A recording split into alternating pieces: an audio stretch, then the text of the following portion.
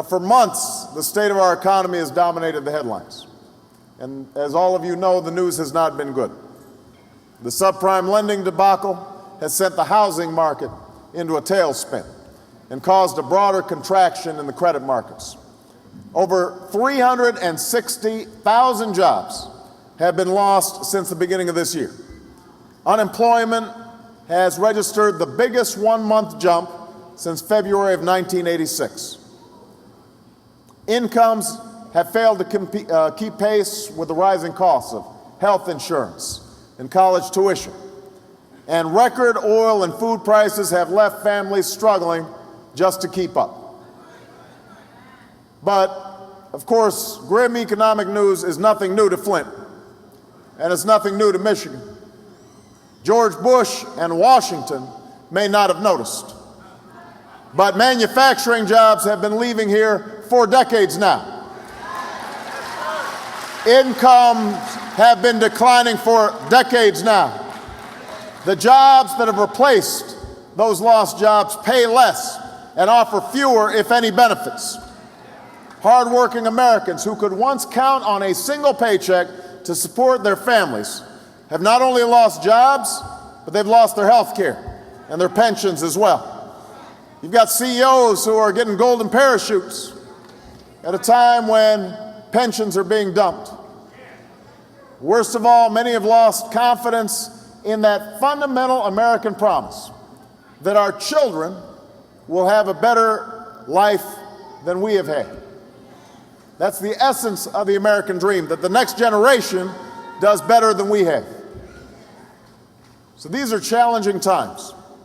And that's why I spent last week talking about immediate steps we need to provide working Americans with relief. Not relief later, but relief right now.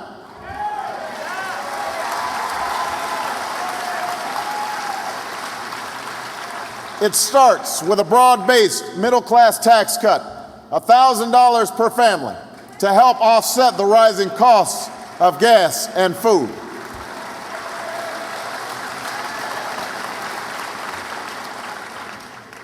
A foreclosure prevention fund to help stabilize the housing market and keep people in their homes.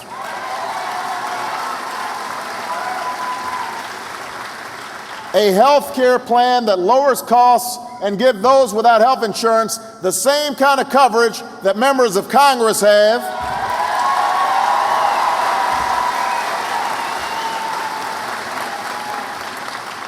A commitment to retirement security that stabilizes Social Security and provides workers a means to increase savings. And a plan to crack down on unfair and sometimes deceptive lending in the credit card and housing markets to help families climb out of crippling debt and stay out of debt in the first place. Now, these steps that I've proposed are all paid for, and they're designed to restore balance and fairness to the American economy after years of Bush administration policies that tilted the playing field in favor of the wealthy and the well-connected. But the truth is that none of these steps, none of these short-term steps alone will ensure America's future. Yes, we have to make sure that the economic pie is sliced more fairly. But we also have to make sure that the economic pie is growing. Yes, we need to provide immediate help to families who are struggling in places like Flint. But we also need a serious plan to create new jobs and new industries here in Flint and here in Michigan.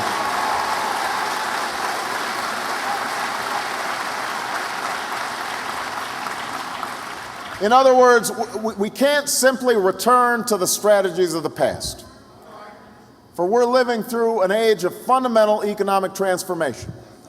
Technology has changed the way we live and the way the world does business. The collapse of the Soviet Union, the advance of capitalism, have vanquished old challenges to America's global leadership, but new challenges have emerged from China and India and Eastern Europe, even countries like Brazil. Jobs and industries can move to any country with an internet connection and willing workers. And Michigan's children will grow up facing competition not just from kids in California or South Carolina, but also from young people in Beijing and Bangalore. You know, a few years ago, I saw a picture of this new reality during a visit to Google's headquarters in California. Towards the end of the tour, I was brought into a room where there was a three-dimensional image of the Earth that rotated on a large flat panel monitor. And across this image, there were countless lights in different colors all around this globe. And I asked what those lights signified, and a young engineer explained that the lights represented all of the internet searches taking place all around the world. Each color represented a different language. And the image was mesmerizing, a picture of a world where old boundaries are disappearing, a world where communication, connection, and competition can come from anywhere. Now, there are some who believe that we must try to turn back the clock on this new world. That the only chance to maintain our living standard is to build a fortress around America, to stop trading with other countries, to shut down immigration, rely on old industries. I disagree. Not only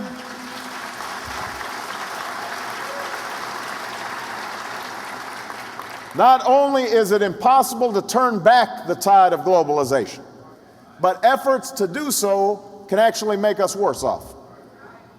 So rather than fear the future, we have to embrace it. I have no doubt that America can compete and succeed in the 21st century.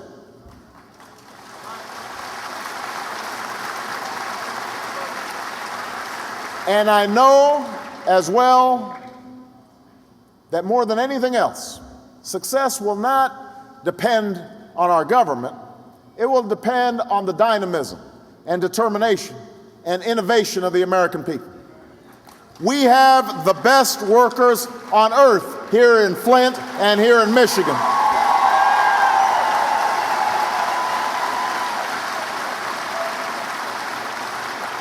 We work harder and we work better. Here in Flint, it was the private sector and American workers that helped turn lumber into the wagons that sent this country west. It was the American worker that built the tanks that faced down fascism and that turned out the automobiles that were the cornerstone of America's manufacturing boom.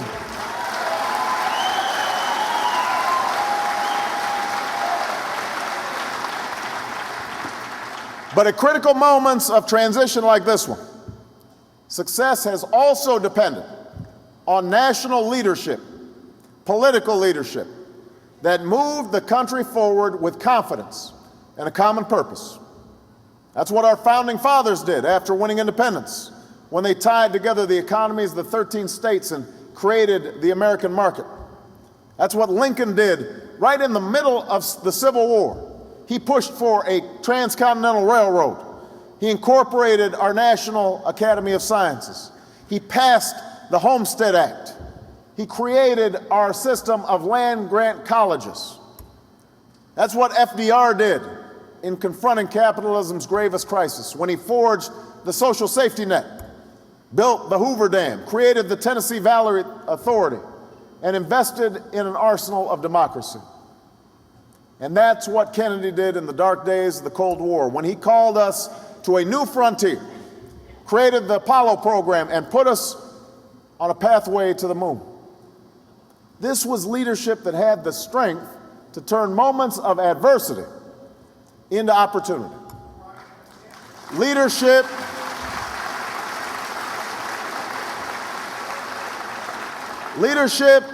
that had the wisdom to see a little further down the road and around that next corner.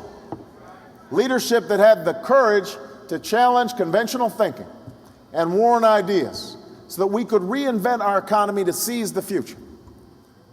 And unfortunately, that's not the kind of leadership that we've seen out of Washington recently.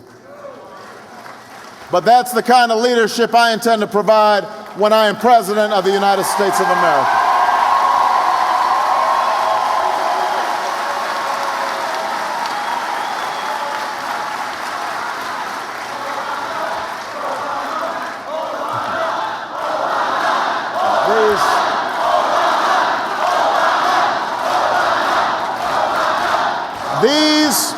These past 8 years will be remembered for misguided policies, missed opportunities, a rigid and ideological adherence to discredited ideas. Almost a decade into this century, we still have no real strategy to compete in a global economy. Almost a decade into this century, Governor Granholm, Congressman Dignam have not had a partner in the White House to figure out how we are going to rebuild the manufacturing base here in Michigan.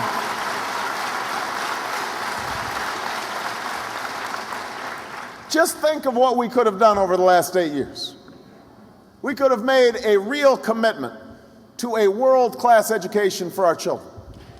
But instead, we passed No Child Left Behind, a law that, however well intended, left the money behind, alienated teachers and principals instead of inspiring teachers and principals. We could have done something to end our addiction to oil, but instead we continued down a path that funds both sides of the war on terror, endangers our planet, and has left Americans struggling with $4 a gallon gasoline. We could have invested in innovation, helping the automakers retool, rebuilding our crumbling roads and bridges. But instead, we've spent hundreds of billions of dollars fighting a war in Iraq that should have never been authorized and should have never been waged.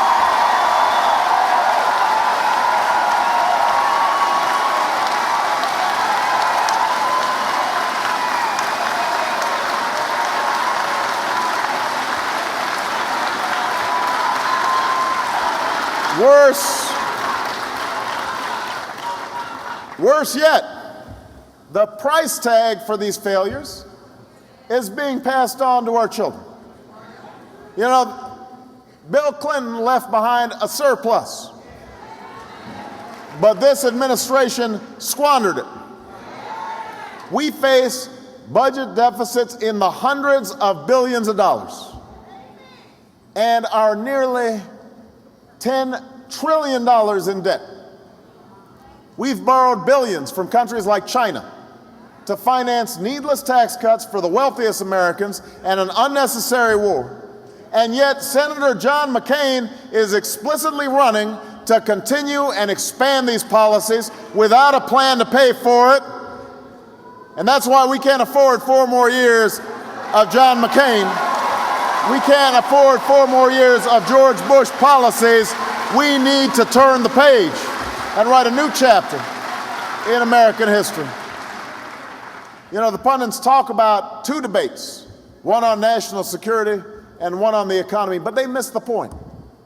We didn't win the Cold War just because of the strength of our military.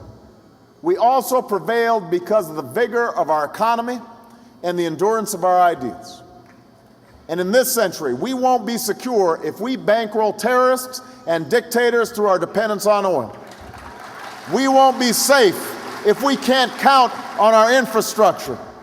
We won't extend the promise of American greatness unless we invest in our young people and ask them to invest in America.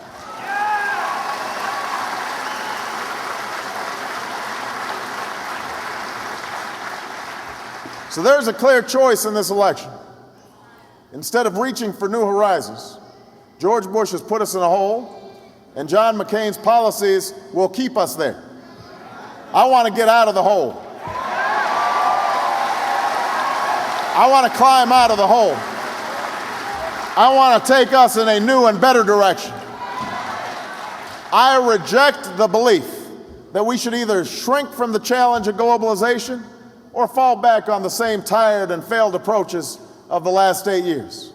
It's time for new policies that create the new jobs and the new opportunities of the future.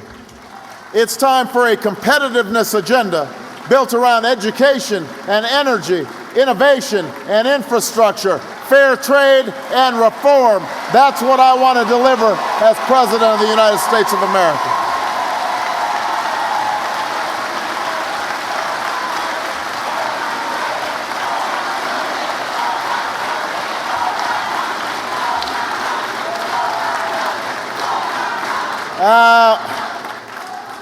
This agenda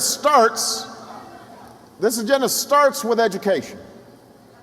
Whether you are conservative or liberal, Republican or Democrat, practically every economist agrees that in this digital age, a highly skilled, highly educated workforce will be the key, not only to individual opportunity, but to the overall success of our economy as well.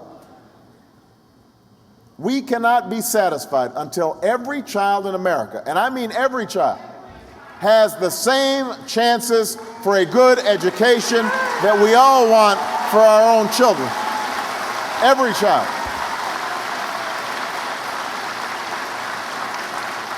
Every child.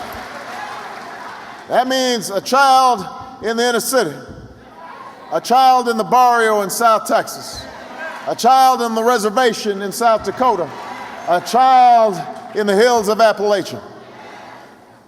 And yet, despite this consensus, despite the fact that we know education is the key, we continue to fail to deliver. You know, a few years ago, I visited a high school outside of Chicago. The number one concern I heard from those students was that the school district couldn't afford to keep teachers for a full day. School let out at 1:30 every afternoon. That cut out critical classes like science and labs and foreign languages. Now imagine that. These kids wanted more school. Think about that. They knew they were being shortchanged. But unfortunately, stories like this can be found across America. Only 20% of students are prepared to take college classes in English and math and science. We have one of the highest dropout rates of any industrialized country, and barely 1/10 of our low-income students will graduate from college. And that will cripple their ability to keep pace in this global economy and compromise our ability to compete as a nation. Now, Senator McCain doesn't talk about education much. I don't know what his education policy is. But I can tell you this, I don't accept the status quo. It is morally unacceptable, and it is economically untenable.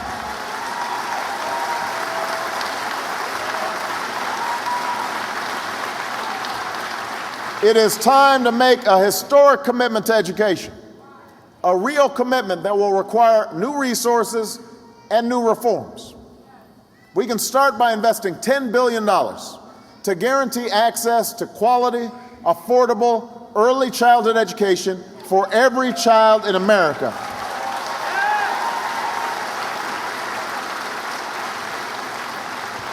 Every dollar we spend on these programs puts our children on a path to success while saving as much as $10 in reduced health care costs and crime and welfare later on. That's what will close the achievement gap, giving every child a good start.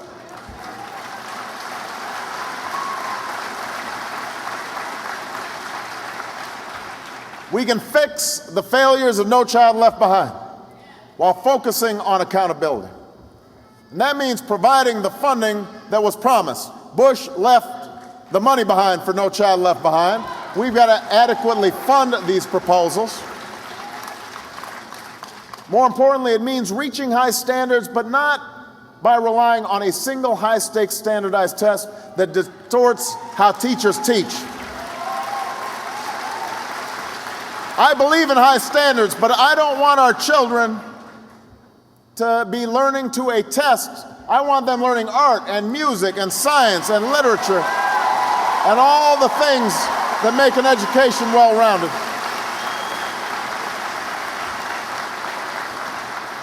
So we need to work with governors, educators, and especially teachers to develop better assessment tools that effectively measure student achievement and encourage the kind of research and the scientific investigation and problem solving that our children will need to compete.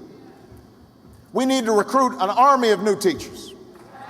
The baby boomers are starting to retire. We need more teachers. And I will make this pledge as your president. If you commit your life to teaching, America will pay for your college education.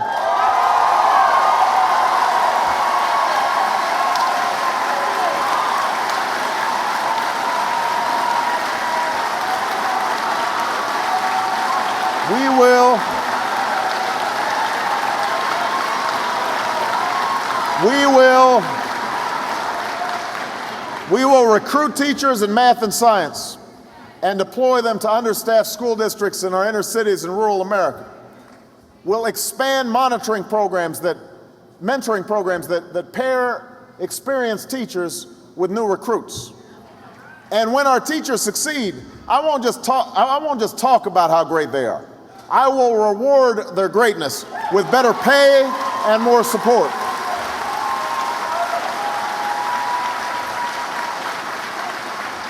Now, here's the thing though. Research shows that more money alone won't create the schools that we need to help our children succeed. We also need to encourage innovation by adopting curricula and changing the school calendar to the needs of the 21st century. By updating the schools of education that produce most of our teachers. By welcoming charter schools within the public school system. Streamlining the certification process for engineers or business people who want to shift careers and teach. And we also have to challenge the system that prevents us from promoting and rewarding excellence in teaching. We can't ask our teachers to perform the impossible, to teach poorly prepared children with inadequate resources, and then punish them when teachers perform poorly on a standardized test. That's not fair.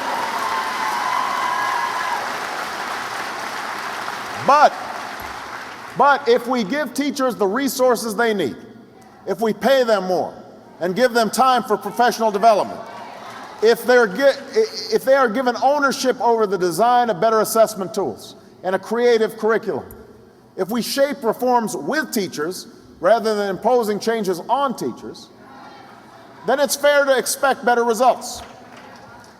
And where there are teachers who are still struggling and underperforming after we've made these changes, we should provide them with individual help and support.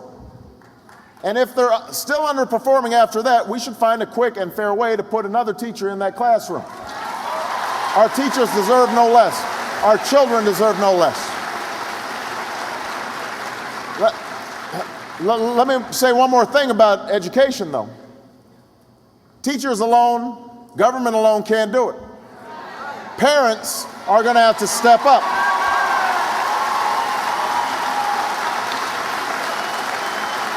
Parents need to turn off the television set and put away the video games and read to your child.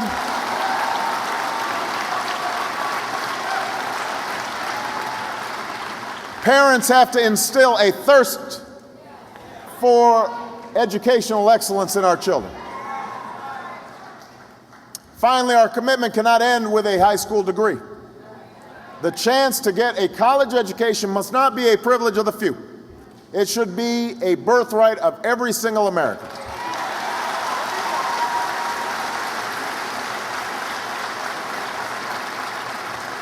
Senator McCain is campaigning on a plan to give more tax breaks to corporations. I want to give tax breaks to more young people. In the form of an annual $4,000 tuition credit every student, every year, that will cover 2/3 of the tuition of an average public college and make community college completely free in America.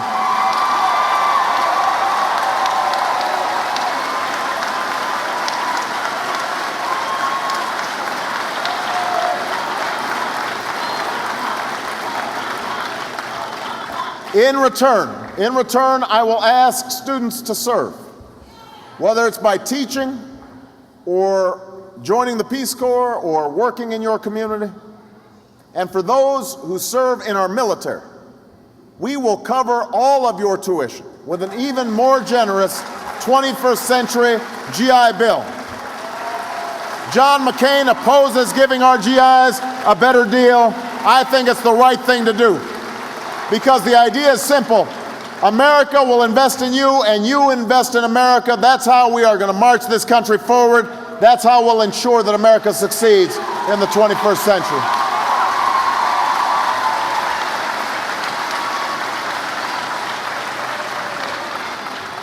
Now, reforming our education system will require sustained effort from all of us, parents and teachers, federal, state, and local governments.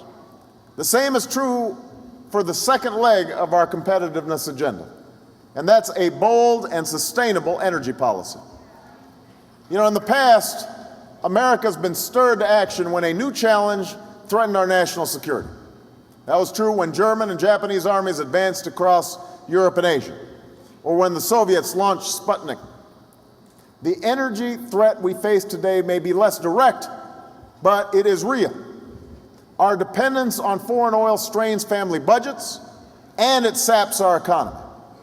Oil money pays for the bombs going off from Baghdad to Beirut, and the bombast of dictators from Caracas to Tehran. Our nation will not be secure unless we take that leverage away, and our planet will not be safe unless we move decisively towards a clean energy future.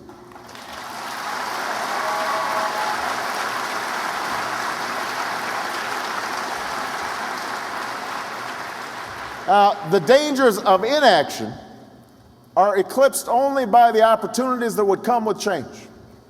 We know the jobs of the 21st century will be created in developing alternative energy. The question is whether these jobs will be created in America, in Michigan, in Flint, or whether they are going to be created overseas. Already, we've seen countries like Germany, Spain, and Brazil reap the benefits of economic growth from clean energy. But we're decades behind in confronting this challenge. George Bush has spent most of his administration denying that we even have a problem and making deals with big oil behind closed doors. And while John McCain deserves credit for speaking out against the threat of climate change, his rhetoric is undercut by a record of voting time and again against important investments in renewable energy. So it's time to make energy security a leading priority. My energy plan will invest $150 billion over the next 10 years to establish a green energy sector that will create up to 5 million jobs over the next 2 decades. 5 million jobs.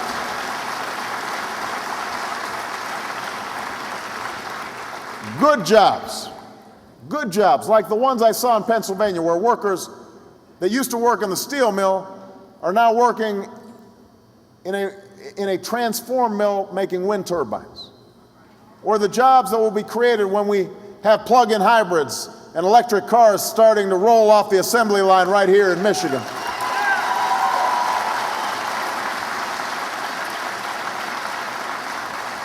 We will use that money to help manufacturers, particularly in the auto industry, convert to green technology and help workers learn the new skills that they'll need. And unlike George Bush, I won't wait until the 6th year of my presidency to sit down with the automakers. I'll meet them during my campaign, and I will meet them as president to talk about how we're going to build the cars of the future right here in Michigan, right here in America.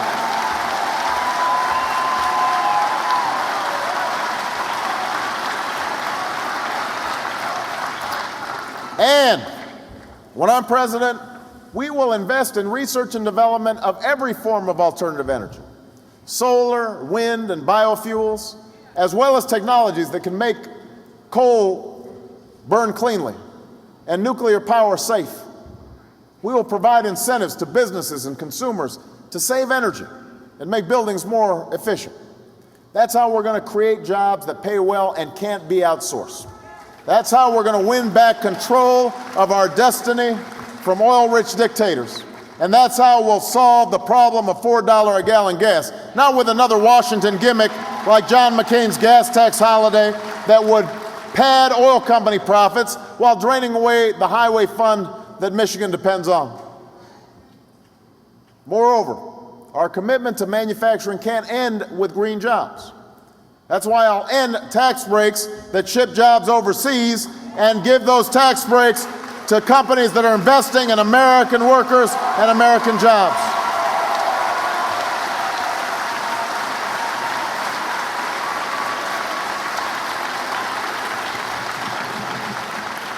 Senator McCain has a different view.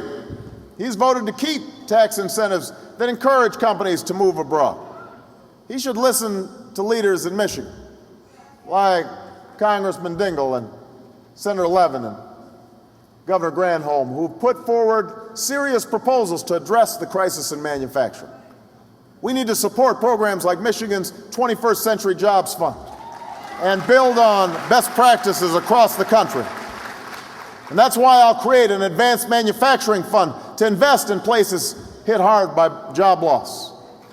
I'll partner with community colleges so that we're training workers to meet the demands of local industry. And we can't just focus on preserving existing industries. We have to be in the business of encouraging new industries. And that means science, research, and technology. You know, for two centuries, America led the world in innovation. And that's why we ended up leading the world in economic growth. But this administration's hostility to science has taken its toll. At a time when technology is shaping our future, we devote a smaller and smaller share of our national resources to research and development. It's time for America to lead again. I will double federal funding for basic research and make the R&D credit permanent.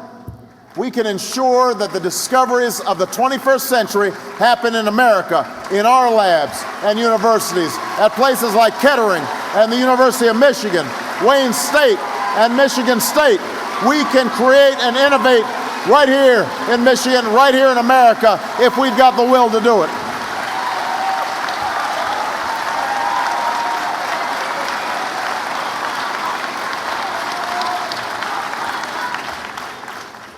Encouraging new industry also means giving more support to American entrepreneurs. Yeah, the other day, Senator McCain gave a speech to the Small Business Summit where he attacked my plan to provide tax relief for the middle class. What he didn't say is that I've also proposed exempting all startup companies from capital gains taxes.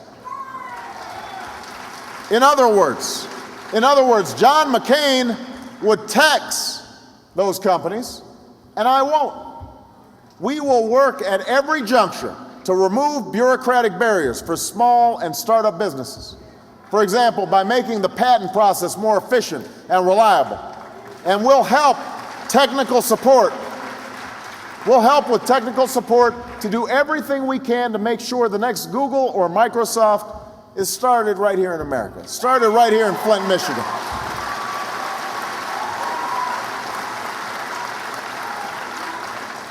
And we know that America won't be able to compete if skyrocketing costs cause companies like the Big Three to spend $1,500 on health care for every car and condemn millions of Americans to the risk of no coverage. And that's why we need to commit ourselves to electronic medical records that enhance care while lowering costs. We need to invest in biomedical research and stem cell research so that we're at the leading edge of prevention and treatment. And that's why we finally need to pass universal health care so that every American has access to health insurance that they can afford and are getting the preventive services that are key to cutting health care costs. That's what I will do, not 20 years from now or 10 years from now, but by the end of my first term as President of the United States of America.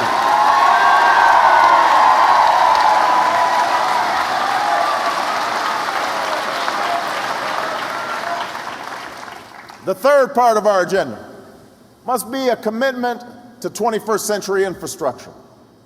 If we want to keep up with China or Europe, we can't settle for crumbling roads and bridges, aging water and sewer pipes, faltering electricity grids that cost us billions in blackouts, repairs, travel delays.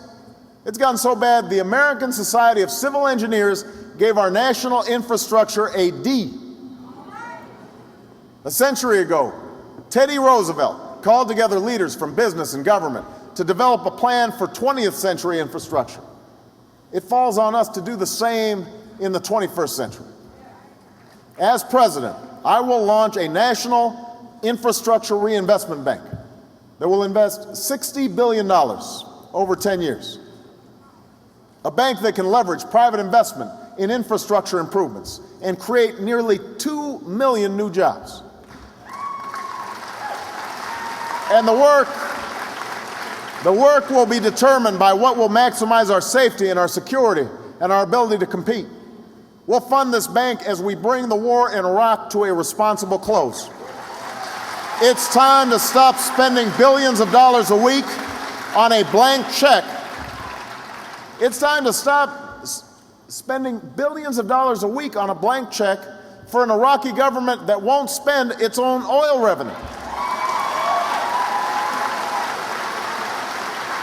Understand, the main source of Iraqi revenue is oil. Prices have doubled, their revenues have doubled. They need to pay more of their share in rebuilding their own country.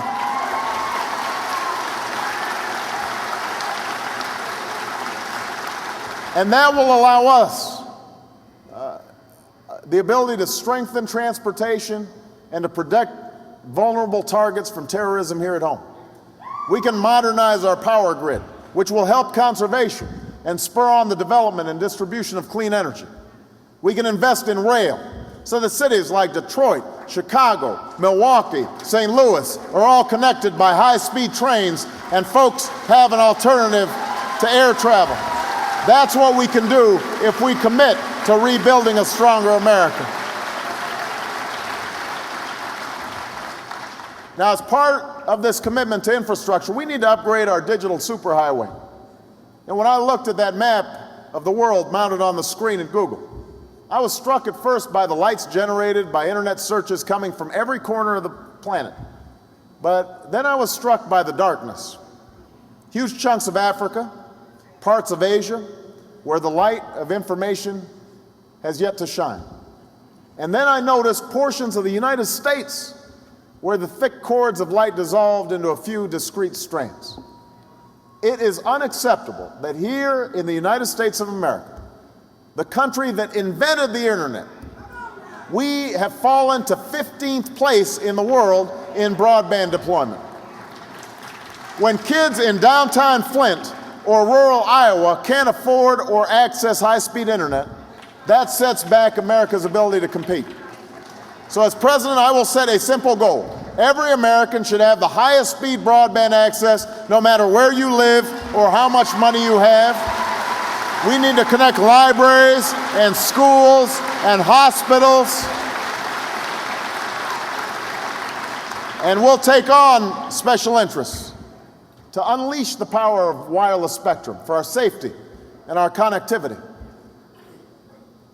A revamped education system, a bold new energy strategy, a more efficient healthcare system, renewed investment in basic research and our infrastructure. These are the pillars of a more competitive economy that will take advantage of the global marketplace's opportunities. But even as we welcome competition, we need to remember that our economic policies must be supported by strong and smart trade policies. I've said before and will say again, I believe in free trade. It can save money for consumers, it can generate business for U.S. exporters, and it can expand everybody's wealth across the globe. But unlike George Bush and John McCain, I do not think that any trade agreement is a good trade agreement. I don't think an agreement that allows South Korea to import hundreds of thousands of cars into the U.S.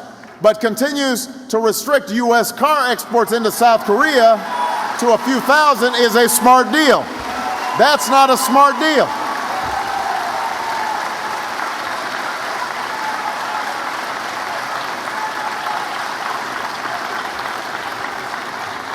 We need reciprocity.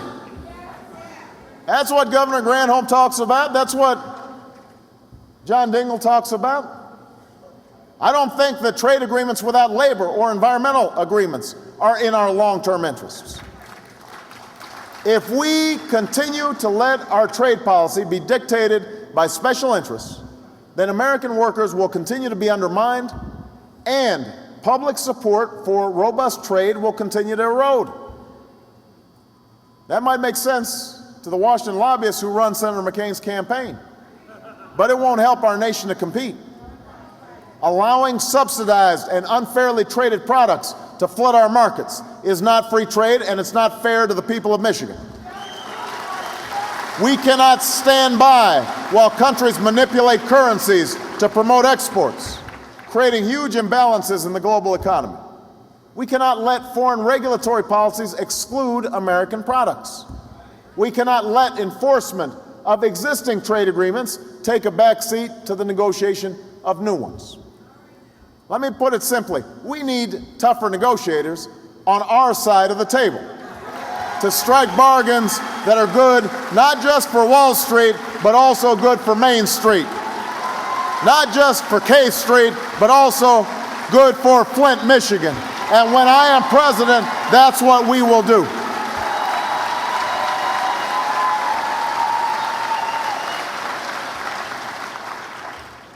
Finally, let me say a word about fiscal responsibility. Now, I recognize that my agenda is ambitious, particularly in light of Bush administration fiscal policies that have run up the national debt by over $4 trillion. Entitlement spending is bound to increase as the baby boom generation retires. So we are financially pinched. There's no doubt about it. But the answer to our fiscal problems is not to continue to shortchange investments in education, energy, innovation, infrastructure, investments that are vital to our long-term growth. That's not the right way to go. Instead, we need to end the war in Iraq. We need to eliminate waste in existing government programs. We need to generate revenue by charging polluters for the greenhouse gases that they're sending into our atmosphere. We need to put an end to the reckless, special interest-driven corporate loopholes and tax cuts for the wealthy that have been the centerpiece of the Bush administration's economic policies. That's what we need to do.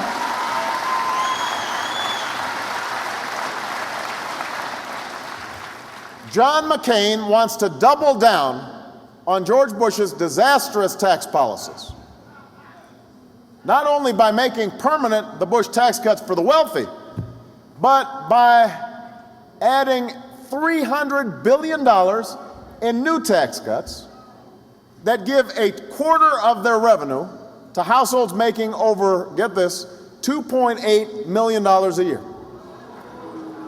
How many people here make more than $2.8 million a year? Raise your hand.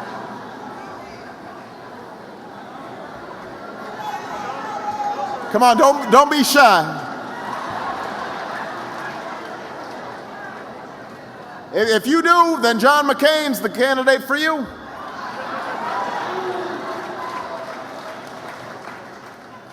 By the way, an independent study showed that my tax cuts for the middle class gave the average worker, the average middle class person, 3 times the tax relief that John McCain's tax cuts are providing.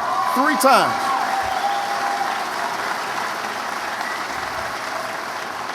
Worse yet, John McCain hasn't detailed how he would pay for this new giveaway.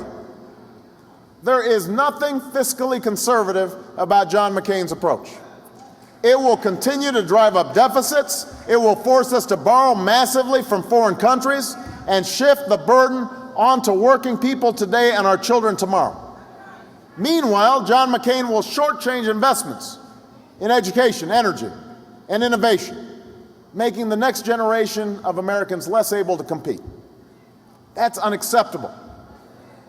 It's time to make tough choices now so that we have a smarter government that pays its way and makes the right investments for America's future. You know,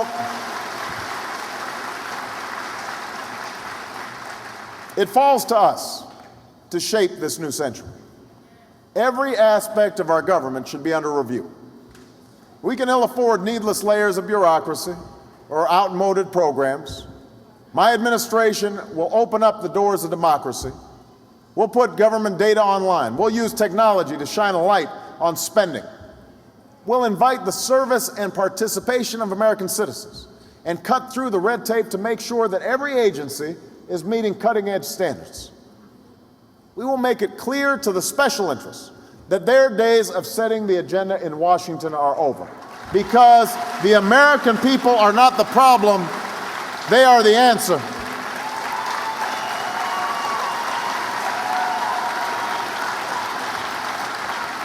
So, just to sum up, Flint, we have a choice. We can continue the Bush status quo, as Senator McCain wants to do. And we will become a country in which a few reap the benefits of the global economy, while a growing number work harder for less and depend upon an overburdened public sector. An America in which we run up deficits and expose ourselves to the whims of oil-rich dictators, while the opportunities for our children and grandchildren shrink. That's one course we can take. Or we can rise together. If we choose to change, just imagine what we can do. The great manufacturers of the 21st century can turn out cars that run on renewable energy in the 21st century. Biotechnology labs can find new cures. New rail lines and roadways can connect our communities. Goods made here in Michigan can be exported around the world. Our children can get a world-class education, and their dreams of tomorrow can eclipse even our greatest hopes of today. We can choose to rise together, but it won't be easy. Every one of us will have to work at it by studying harder, training more rigorously, working smarter, thinking anew. We'll have to slough off bad habits, reform our institutions, and re-engage the world. We can do this because this is America, a country that's been defined by a determination to believe and work for things unseen. You know, every so often there are times when America must rise to meet a moment. So it has been for the generations that built the railroads and beat back the Depression, that worked on the first assembly line and that went to the moon. So it must be for us today. Flint, this is our moment. This is our time to unite in common purpose, to make this century the next American century.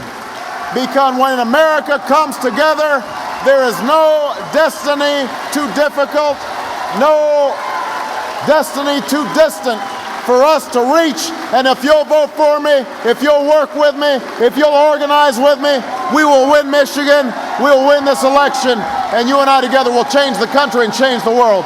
Thank you very much, everybody. God bless you.